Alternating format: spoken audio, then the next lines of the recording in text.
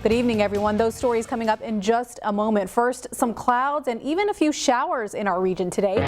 Here's Rachel with your first look at weather. Breaking news just into our newsroom. Authorities in Pulaski County are searching the Ohio River right now for a man they believe to be dead. But they were also excited. They tell me they just cannot wait to hear what the president has to say to them just one night for the midterm election. There's lots of preparations going on right now, including preparing the food for all the hungry folks that are coming out here to welcome home those 65 veterans. One of those is this food truck here. This is the Red Onion. And just take a close look at this. It smells as good as it looks, guys. Rain, though, is that going to wash out any maybe allergens that are there? I'm asking for a friend. Yeah, right, I've noticed.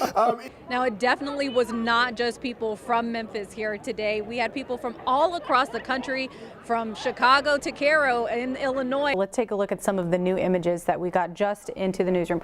Wow, the flames erupting from that crash, the smoke billowing well beyond the tree line that you see here. And as Hannah talked about that backup, the people, that's them right there standing on the interstate. Well, this 4th of July, you might be waving your American flag proudly, but what goes into making Old Glory? What you can still see here is what remains of tire tracks and tracks that lead down to a little further in the distance. You can see the tree. JC, you have been driving along Interstate 57 all night tonight. How was the drive where you were going, and what else can you tell us about what's going on out there? When you think of the robot, you probably think of some stiff movements. I'm going to spare you my lame attempt at it for sure tonight. But the one most people are talking about is that Lucky Charms Frosted Flakes mashup, although I don't know why you can't just buy the two and pour them in the same bowl. Sometimes I think we try too hard.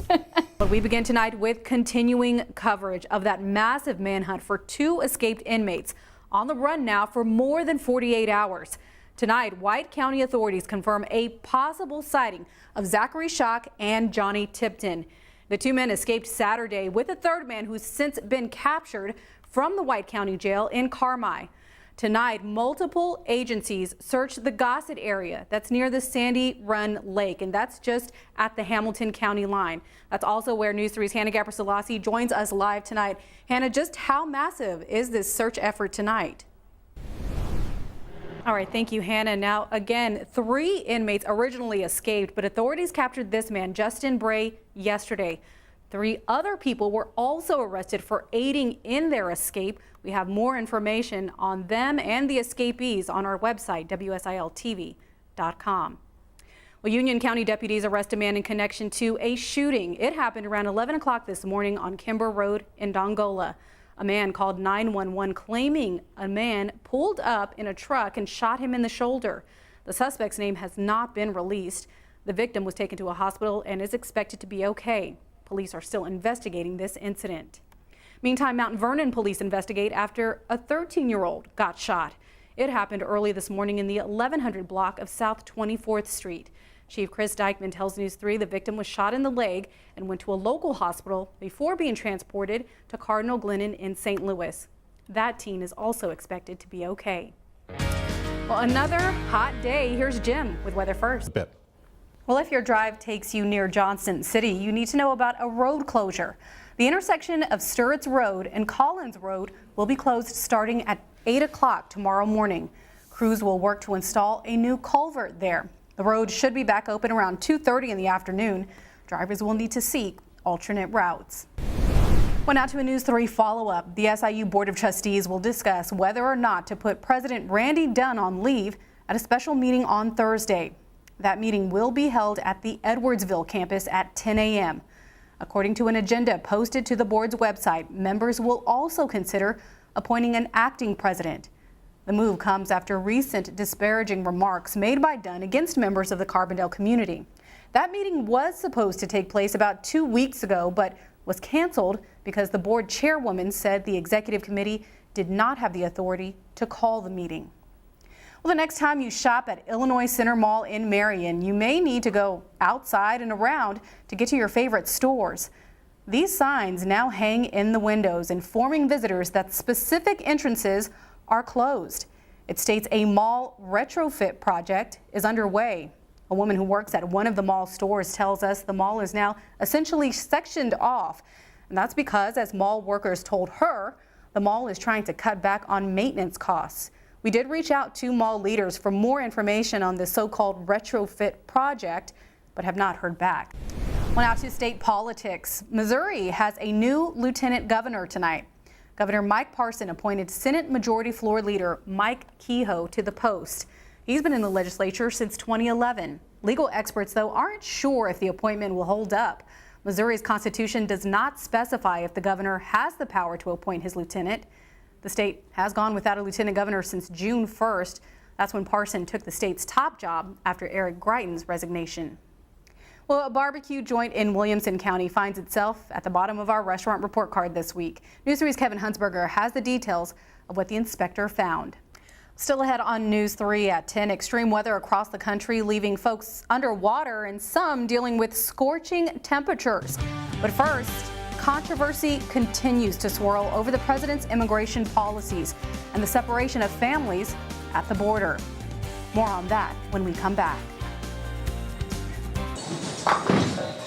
SIU senior Antoine Durant has enjoyed his 4 years in Carbondale. As you can see, we are all having fun here. But Wednesday, he learned the Illinois budget impasse has left his university with no money to spare, forcing a massive budget cut. How we feel is just politicians playing with our future like we're just toys. And it makes us sad because our future are in their hands and they're basically playing tug of war. Well, we're at a point of crisis now. So SIU President Randy Dunn recommends a $30 million budget cut at the Carbondale campus. In addition to the lack of state funding, what led him to this dire plan? Well, Dunn says a declining enrollment and tapping out Carbondale's reserves to the tune of $80 million. So all of these things have created that perfect storm. The state impasse, as well as loss of enrollment and the need to start paying back reserve accounts. So where exactly would those $30 million in cuts go? Well, Dunn admits that there would likely be layoffs, and he says the university is spread just a little too thin right now, which means that several majors and minors would either need to be consolidated or completely dismantled, along with other resources for students. It makes me sad. Some of these majors are valuable to the economy of Illinois itself.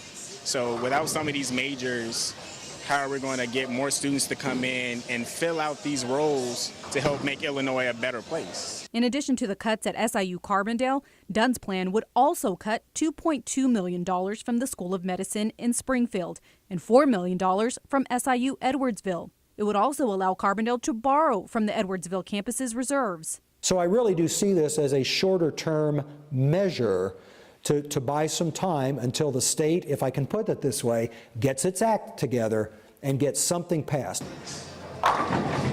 Dunn says even knocking down a few pins could help buy SIU and its students valuable time. While we've got a financial crisis we've got to deal with, we're not going to close the doors. SIU is not going away, and it's still a great place to get a fantastic education.